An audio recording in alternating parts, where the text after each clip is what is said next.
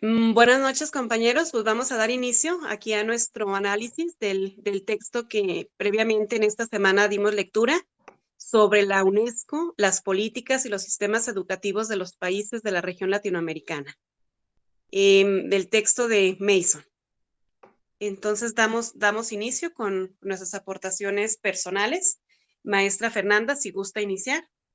Yo pudiera iniciar comentando sobre los antecedentes de la UNESCO. Vemos que esta organización fue creada posterior a la Segunda Guerra Mundial y sobre todo con esa necesidad de elevar la calidad de la educación y sobre todo de unificar entre los países participantes, ya que todos contaban con políticas o reformas diferentes y variadas y buscando pues objetivos diversos. Entonces, posterior a la Segunda Guerra Mundial, pues la UNESCO parte como ese medio para atender a todo lo relacionado con la educación, la ciencia, la tecnología y la información.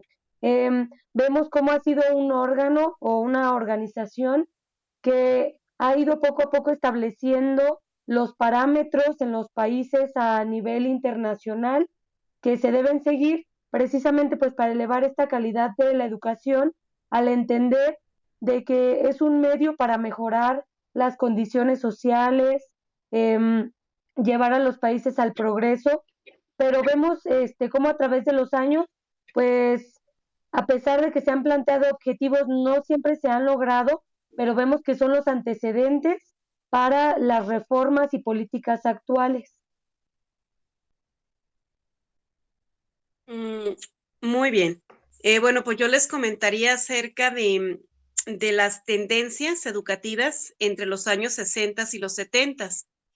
Bueno, en ese tiempo, la política educativa o las decisiones gubernamentales en el campo de la educación, pues estaban tendientes a la universalización de la educación y al aumento de la población escolar, o sea, lo que tiene que ver con cobertura y también a ampliar la educación secundaria. Entonces, pues bueno, aquí la postura del autor que analizamos es que aquí no se trabajó de manera distinta o no se pensó en las peculiaridades o las características específicas que tiene cada país o cada región educativa, en este caso Latinoamérica, que es muy diferente a las condiciones de los países europeos. Entonces, pues bien, ahí tenemos una historia diferente, tenemos un contexto diferente y eso en su momento pues no fue considerado y por lo tanto, esas tres tendencias no fueron, no tuvieron, más bien no dieron frutos o los resultados esperados a nivel internacional. ¿Por qué? Porque, bueno, para universalizar la educación, o sea, aquí la tendencia era ampliar la oferta educativa. Y pues por más esfuerzos que se hicieron y por más acciones que hubo, pues esta ampliación no llegó a algunos sectores de la población, en este caso a los grupos indígenas, a la población rural y a la gente más desprotegida, no se alcanzó a dar esa cobertura tan necesaria. Por eso ahí se maneja que eso sigue siendo una tarea pendiente, ¿verdad? En cuanto a la ampliación y fortalecimiento de la educación. Por ahí surgió también algo que es la Convención de las Recomendaciones, porque como ya lo mencionó maestra Fernanda, la UNESCO tiene pues ciertas funciones, ¿no? Una es orientar, una es la parte donde orienta y una es la parte donde interviene. Entonces, en cuanto a la parte de donde orienta, pues ahí hubo ciertas convenciones y ciertas recomendaciones de cómo se debe de trabajar. Y pues ahí se hablaba mucho de la igualdad de las oportunidades y la democratización de la educación. Y pues volvemos al punto que ya comentaba. Con estas recomendaciones, vamos a decir, al tratar de implementarlas en nuestro país y en algunas regiones de Latinoamérica, pues lo único que logramos es identificar el problema que vivimos, darnos cuenta de la situación, de los problemas tan tan grandes que tenemos, la brecha educativa en cuanto a, en relación a otros países, y pues las necesidades que tenemos como país, em, que tenemos situaciones de carácter económico y social que no nos permiten esa idea planteada por la UNESCO, que no nos permite esa igualdad de oportunidades, porque pues estamos en contextos muy distintos, y pues eso solamente nos dejó en la teoría. Realmente no se pudo llevar a la práctica.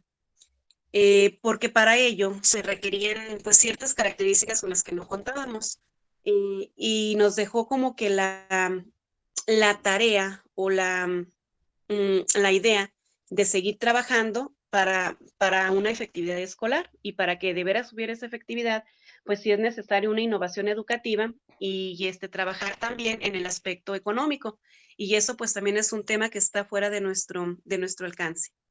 Eso fue en los ochentas, ya en los sesentas y setentas.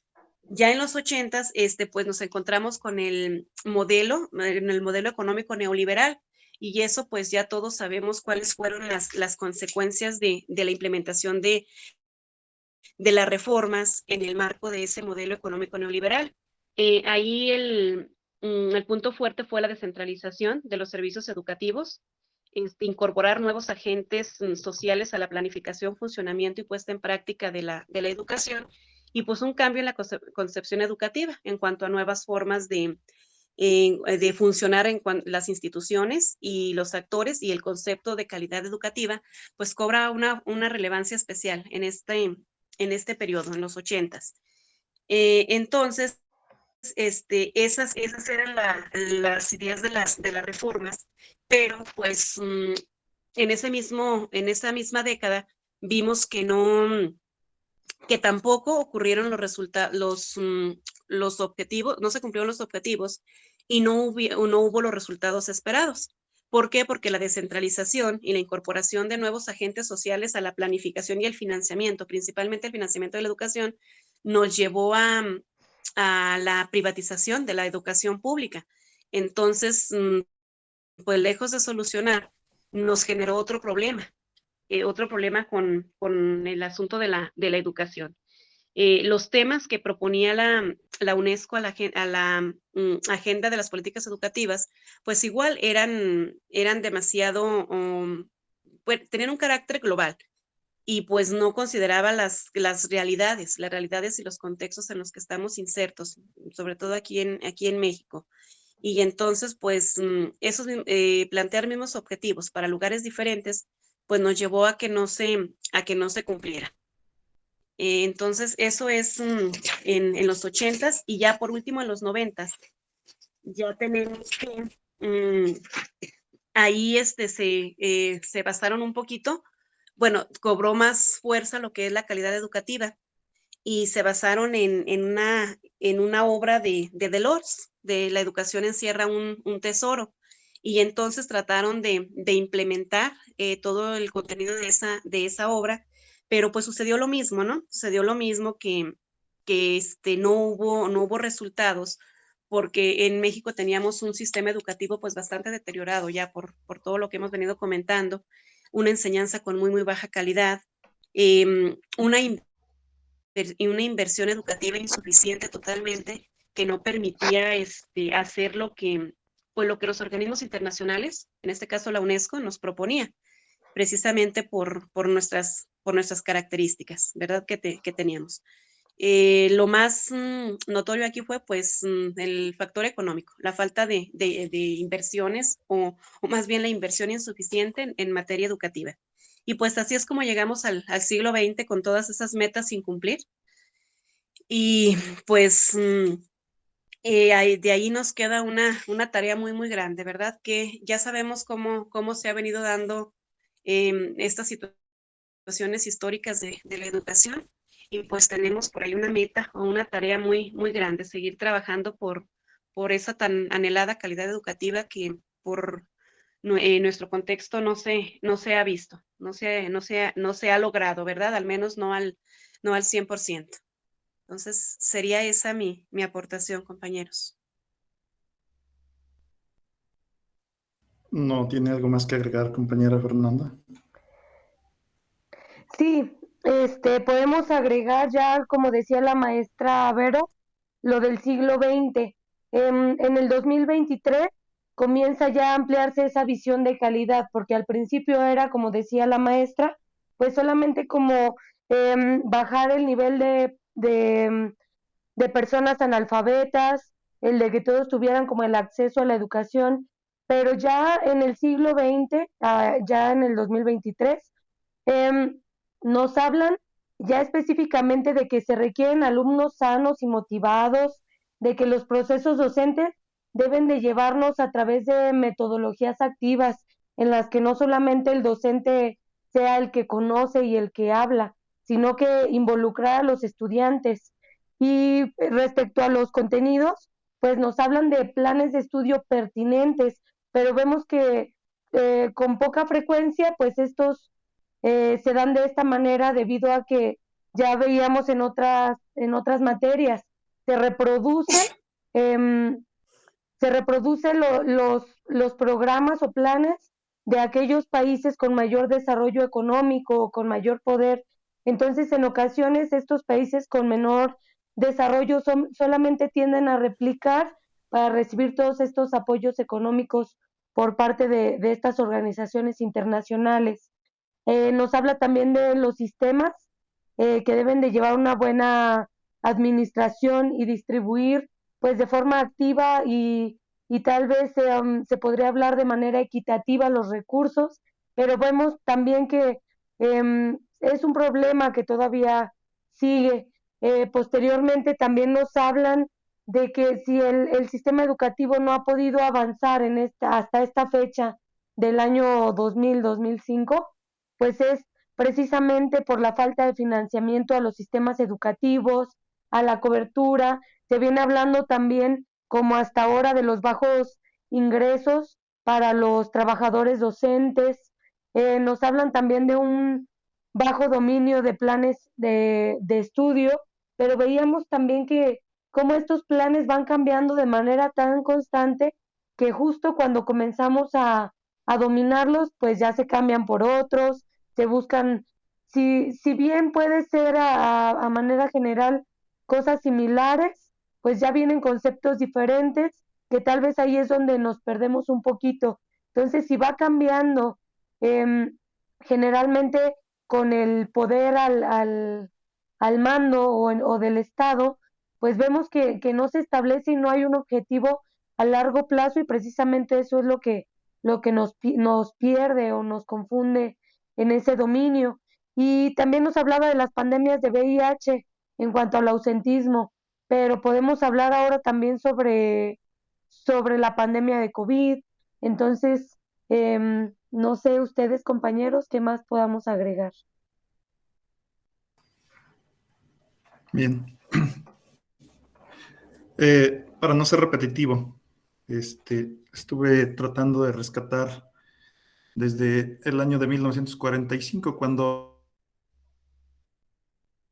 empieza el auge de esas instituciones, esos organismos que influyeron o siguen influyendo, porque eso yo creo que va a ser de siempre. Los países desarrollados, los grandes empresarios, siempre van a tener dominio en la política en general, no digo nada más educativo, en la política económica, en los diferentes aspectos de la vida de los países, porque ellos siempre van a marcar la ruta de las intenciones que tienen. Algunas veces pareciera que son, pues, con buenas intenciones, pero la verdad es que yo siempre he criticado eso, de que siempre intervienen otras organizaciones o países a nivel internacional para tratar de dominar a los países poco desarrollados, como lo menciona también en el texto, que iniciaron por acá en Latinoamérica, porque pues acá sabemos que es más, los países son menos desarrollados. Y por supuesto, la justificación era de buscar la calidad, de alfabetizar a todos esos jóvenes, niños, hasta adultos. Pero ¿qué pasa? Pues es que no hay una seria o una investigación clara, diagnóstico, y tratan de unificar los parámetros, tratan de unificar las misiones, visiones y todo eso para todos los países, cuando sabemos que tanto en lo económico como en lo político, en lo cultural, en lo social, pues nunca van a ser iguales. Aquí ustedes ya abordaron parte de los limitantes que hay para que todos esos objetivos que se plantearon, esos proyectos de políticas educativas, no funcionaron, ni han funcionado todavía. ¿Por qué? Porque algo muy importante que tiene que haber es inyectarle recursos económicos. Sabemos que cada plan de estudios, bueno, como aquí en México, el artículo tercero, la ley general, pues tienen en su contenido mucha ambición, pero ¿qué pasa? En la realidad no llega el presupuesto necesario y pues todo queda trunco porque desafortunadamente el dinero es el que mueve todo. ¿Cómo? Tanto para apoyos, porque por ejemplo en la lectura decía, bueno, ¿cómo vamos a terminar con el analfabetismo? Bueno, lo primero que hay que hacer es atacar las causas y las causas es de que atacar la falta de condiciones que hay para que los muchachos no deserten las escuelas. Igual, lo que ya mencionaba, la universalización. Para ello, tienen que construir escuelas donde no los hay, que haya los medios, que haya el equipamiento. Junto con ello, también diseñar planes de estudio o programas de estudio que vayan de acuerdo a las necesidades, a los intereses de cada contexto. Los maestros, como siempre, desmotivados porque no hay un incentivo, pues que, vamos a decir, no tanto que satisfaga, sino que realmente corresponda. En cuanto a, bueno, yo en la clase pasada mencionaba sobre la inclusión. Sí, los niños se incorporan a las aulas regulares, pero ¿qué sucede? Que nosotros no tenemos una capacitación profunda para trabajar con ellos, pero tampoco mandan especialistas de manera constante para que los atiendan, ni las condiciones, por ejemplo, para niños con síndrome de Down, etcétera. También, lo que a mí siempre me ha incomodado es que esa influencia de los organismos internacionales no tienen buenas intenciones.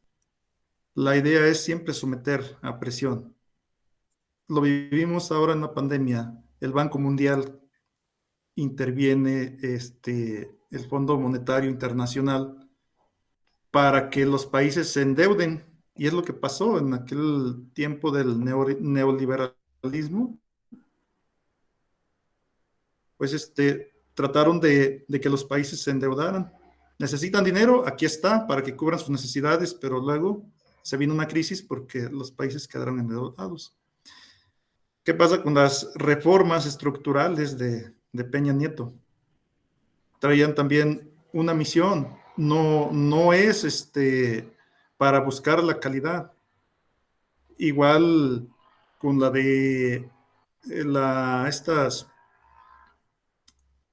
del pacto que hicieron el sindicato con Ernesto Zedillo cuando fue secretario de Educación, ¿sí? De la modernización educativa. Igual tenían la misión de privatizar la educación. Esa es una forma es una estrategia que va buscando el privatizar para que el Estado se deslinde de esa obligación de dar educación, el derecho a la educación. Tenemos, por ejemplo, proyectos educativos muy buenos que así lo plantean, el de transformar resultados soñados el que los países pobres tengan un respiro en la alfabetización, que haya realmente una educación humanista, una educación democrática, una educación, vamos a decir, que atienda todos aquellos rezagos, que haya una calidad de vida, un desarrollo sustentable, eh, todo, todo bien. Pareciera que estamos hablando, pues ahora sí que del hombre modelo, las generaciones modelos que pudieran surgir de ahí para que sean ellos responsables y que resuelvan las diferentes problemáticas que hay en nuestro país, que la transformen, que transformen su medio, por medio de innovaciones, etcétera. Pero eso es muy complicado si no se dan los medios. Tenemos también, ahí hablaba de educación para todos.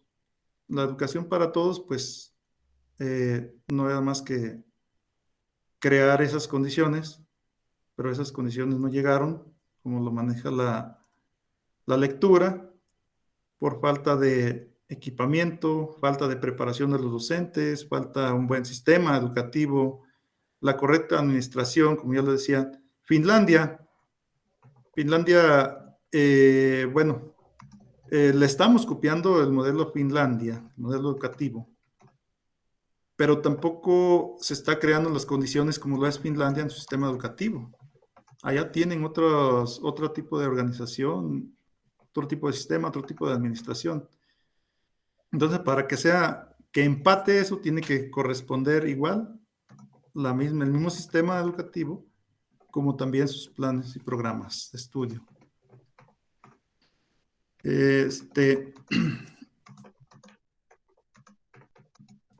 Bueno, para no irnos de mucho tiempo, tenemos ahí, por ejemplo, vamos a decir que un ejemplo aquí en México, en el gobierno de Lázaro Cárdenas. Me llama mucho la atención cómo él sí supo encaminar, pero sí supo deslindarse también de la presión de las organizaciones internacionales, porque todavía no estaban muy bien fundadas. Hasta 1945 es cuando ya se fundan bien y empiezan a dominar. Antes de eso, aquí pues hubo un buen desarrollo en el sistema educativo, que trataron de ir hasta los rincones a alfabetizar. Y bueno, con eso concluyo. Espero que la nueva escuela mexicana, así como está proyectado con todas esas bondades que ya hemos leído, ojalá y si se aplica, pues vamos a tener buenos resultados. Y si no, casi lo estoy viendo que nada más cada gobierno trata de ser protagonista, quiere dejar una huella de decir yo hice esto, pero todo queda en letra muerta. Hasta ahí.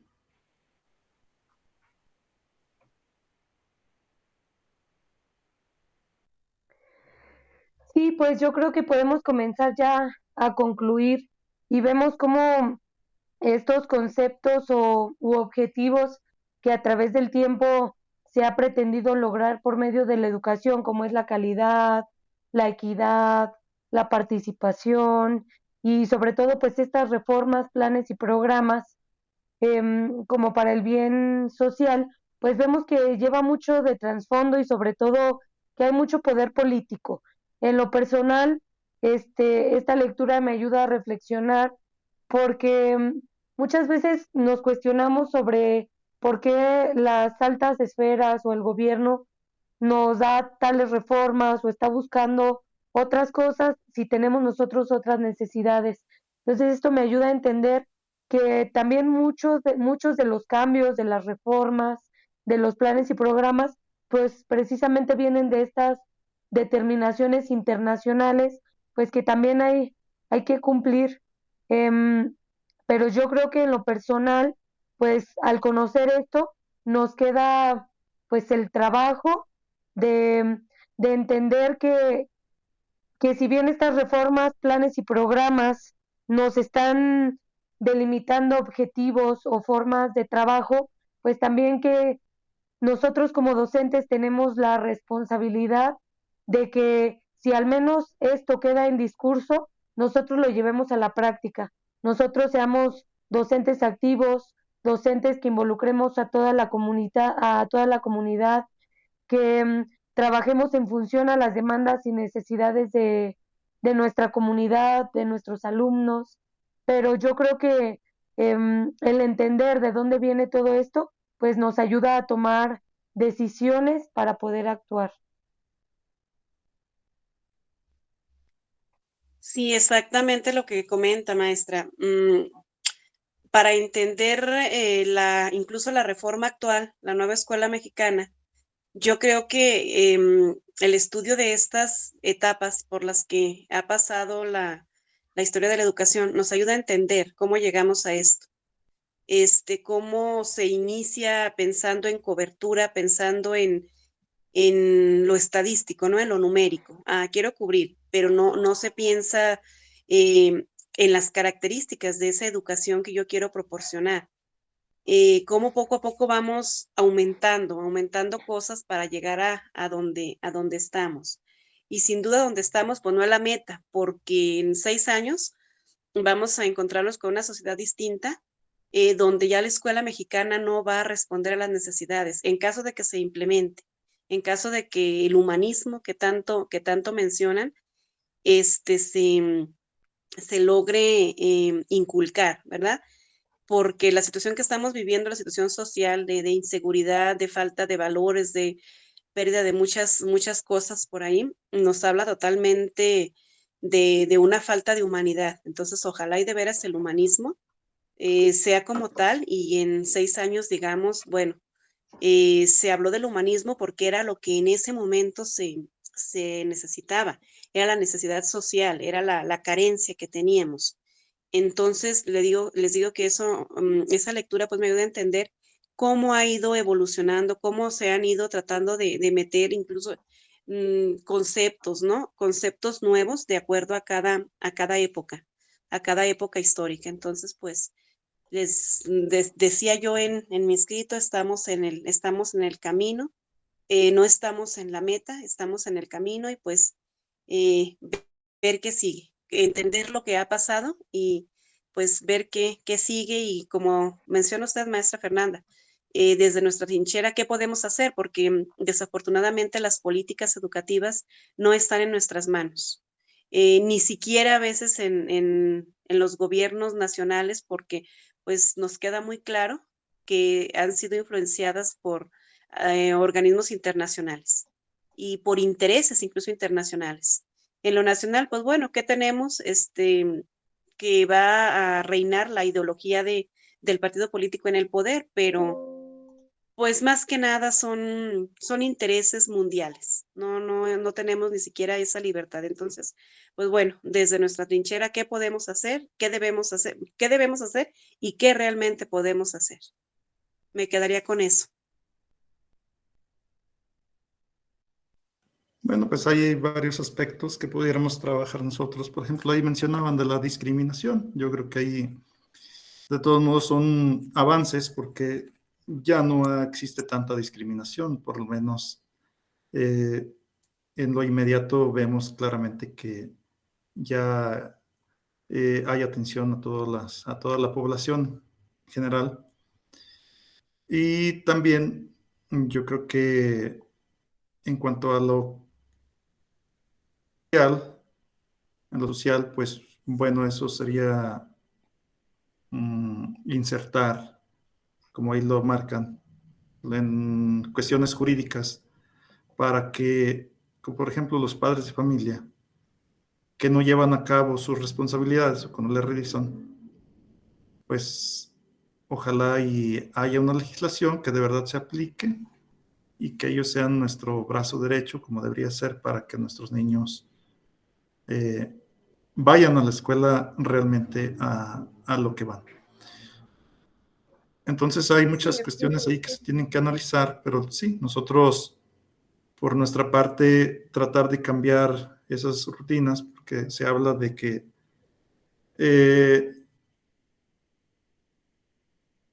en el 91, algo así, mencionaba que ya se estaba dejando fuera la educación tradicional.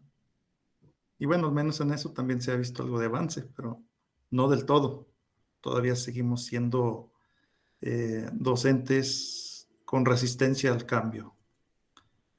Y ahí vamos paso a paso en lo que podemos dar o hacer. Porque como lo decía la maestra Vero, en las políticas educativas, pues a veces nos piden nuestra opinión en los foros, pero pues son puras simulaciones. Entonces, esos no funcionan. Yo con eso concluyo mi participación. Sí, yo creo que igual podemos concluir la reunión porque los temas principales ya han sido abordados también en la conclusión. Muchas gracias. Hasta luego, compañeros. Buenas noches.